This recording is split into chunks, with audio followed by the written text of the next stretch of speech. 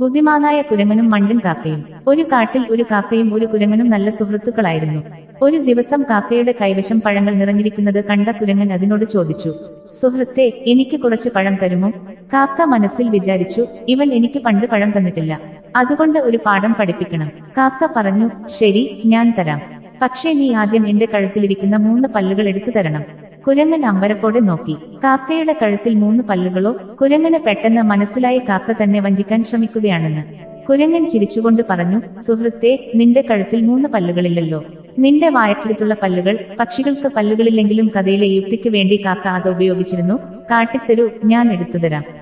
കാക്ക ലജ്ജിച്ച് തലകുനിച്ചു. കുരങ്ങൻ പറഞ്ഞു, സുഹൃത്തേ, നമ്മൾ സുഹൃത്തുക്കളല്ലേ, വഞ്ചിച്ച കാര്യമില്ല.